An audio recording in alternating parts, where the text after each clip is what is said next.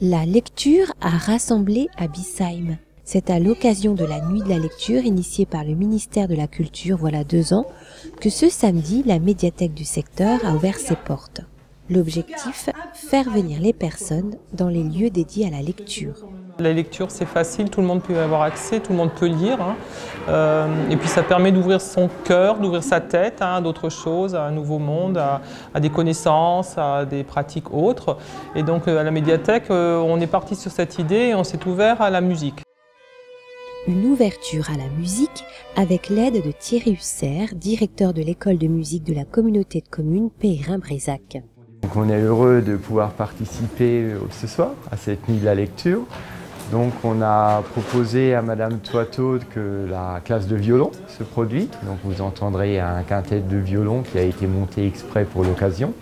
On a également plein de nouveaux élèves qui ont rejoint la chorale. Donc on a une chorale enfant de 6 à 10 ans, donc qui se produiront également la première fois ce soir. Donc c'est bien, on aime venir à la médiathèque parce que c'est un lieu qui s'y prête bien, c'est un lieu où ça sonne bien, c'est un lieu où on aime venir à titre personnel et à titre professionnel aussi. Voilà, on a également un duo de flûtes, donc ce sont 2 flûtes déjà confirmées qui vont nous proposer 3 pièces totalement variées. On a également sollicité notre prof de théâtre, qui va donc faire une lecture publique et on finira donc avec 20-25 minutes de chant avec la chorale. La soirée a donc débuté par de la musique, avec un quintet de violon formé pour la nuit de la lecture.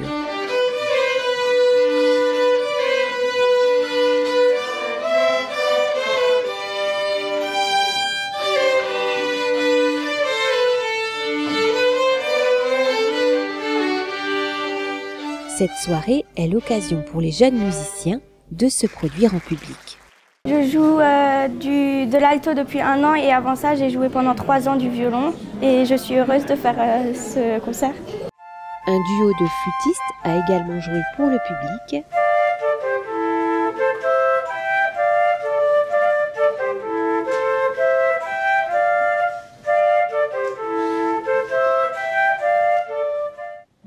Enfin, des jeunes clarinettistes se sont dévoilés.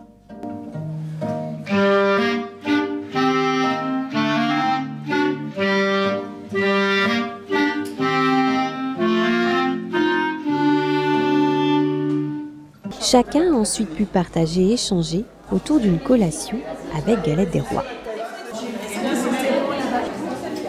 Patricia Sibera a lu 3 extraits de textes.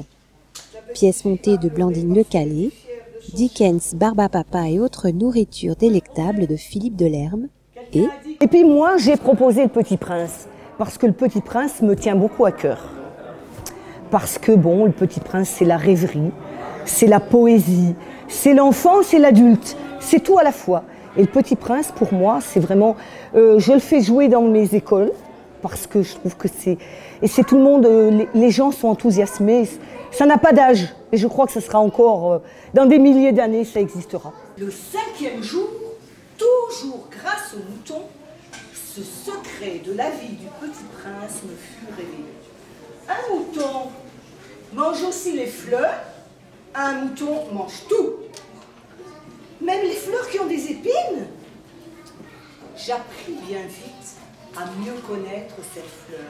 Cet après-midi, j'étais très contente de voir que tout le monde aime lire, de voir qu'il y avait quand même beaucoup de monde, que les gens étaient attentifs, que même les enfants, lorsque les lectures étaient un petit peu plus d'un autre niveau que Le Petit Prince par exemple, étaient attentifs et écoutaient. Ça m'a fait vraiment très plaisir.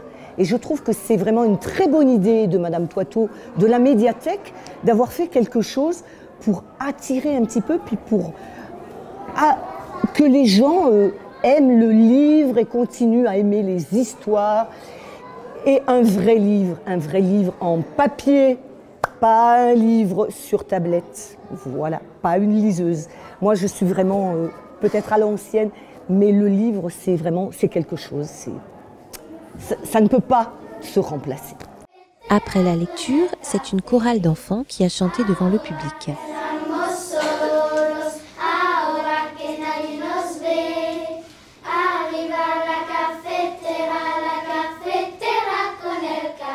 C'était vraiment très chouette, c'était un beau moment de tout petits bouchons qui depuis un mois pour certains chantent et chantent juste, chantent en français, chantent en espagnol, c'est très mignon et donc par ce biais-là on a de nouveaux contacts puisque par le biais de la comédienne donc Patricia Sibera, si on a besoin d'une lectrice, voilà, on a un nom.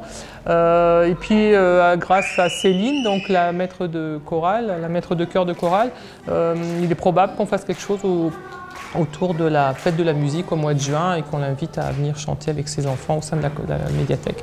Donc voilà, c'est une occasion de découvrir d'autres expressions culturelles et puis de ne pas aller les chercher vraiment très loin. C'est des choses qui se passent sur notre territoire. C'est important aussi que les services puissent travailler en transversalité. Notre territoire a donc de nombreux talents. Cette soirée a été l'occasion d'initier des contacts et d'échanger des idées de collaboration futures, mais aussi pour certains parents de redécouvrir la médiathèque et de s'y inscrire. L'objectif, c'était pas simplement de venir écouter son propre enfant à la chorale ou à la musique, c'était aussi de visiter les lieux, pouvoir emprunter, pouvoir s'inscrire. J'ai cru voir 2 inscriptions. Donc, je veux dire, c'était aussi connaître ce lieu parce que malheureusement, il y a quand même des gens de la ville de Biesheim qui ne savent pas que la médiathèque existe et qui ne savent pas où elle est, la situer dans la ville. Donc voilà, c'est important aussi d'ouvrir. Faut oser, quoi. Voilà, faut essayer des choses nouvelles. Des choses nouvelles, créer la surprise avec de nouvelles collaborations. La médiathèque de Biesheim a su rassembler ce soir-là. En effet, 200 personnes étaient présentes pour cet événement qu'est la Nuit de la lecture.